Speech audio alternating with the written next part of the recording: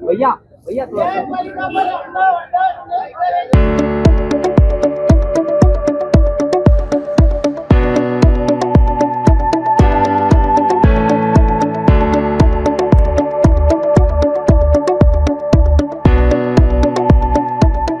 आज जिला bar association की जो हमारी समस्त कार्यकारिणी ने मीटिंग रख के और जिस प्रकार से 25 तारीख को हमारे न्यायिक परिवार के सदस्य के ऊपर जिस प्रकार से एक राजगंगा नाम के एक अखबार में जो जयपुर में प्रकाशित होना बताते हैं, और उन्होंने जिस प्रकार से जो व्हाट्सएप पे चला करके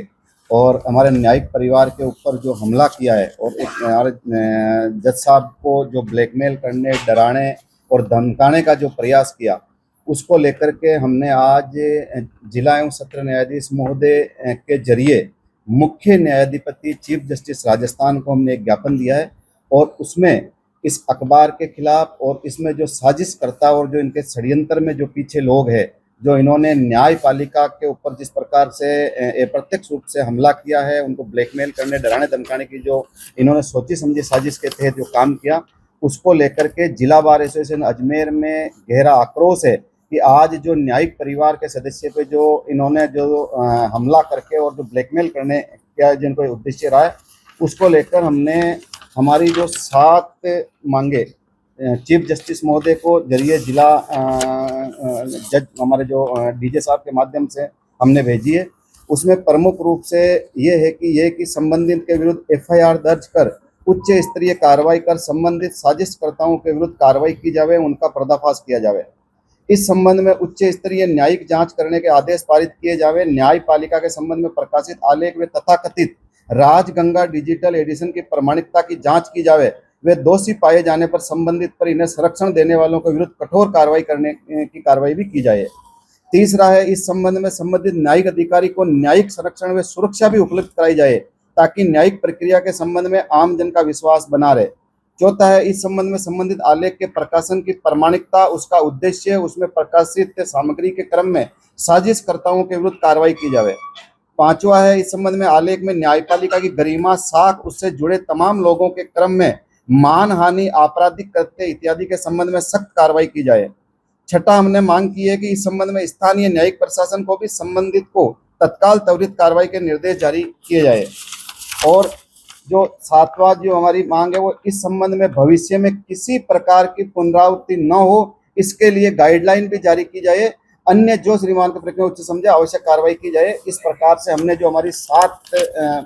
मांगे चीफ जस्टिस महोदय के पास में भिजवाई है, और इनके लिए हमारी कार्यकारिणी ने यह तय किया है कि इनके खिलाफ आगामी मानहानि का दावा भी किया जाएगा, इनके खिलाफ सख्त कार्रवाई की जाएगी, और दोबारा इस षड्यंत्र में जो लोग शामिल है वो लोग उनका पर्दाफाश किया जाए। और जो हमारे जिस अधिकारी के बारे में इन्होंने लिखा है, उसको अभी हमने होली के कार्यक्रम में बेस्ट जज का इनाम भी दिया है, और न्याय प्रिय आदमी है, कानून के जानकार है, और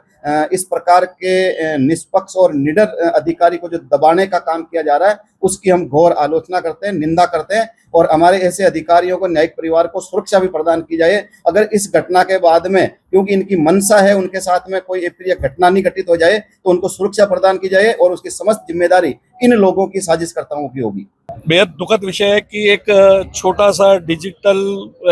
अखबार चलने वाले ने 25/4/2025 को एक न्यायिक अधिकारी के खिलाफ अनगलत टिप्पणियां छापकर उसको प्रकाशित किया, और इसके विरोध के अंदर आज हमने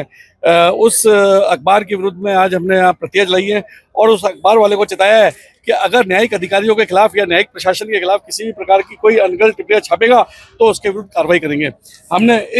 आज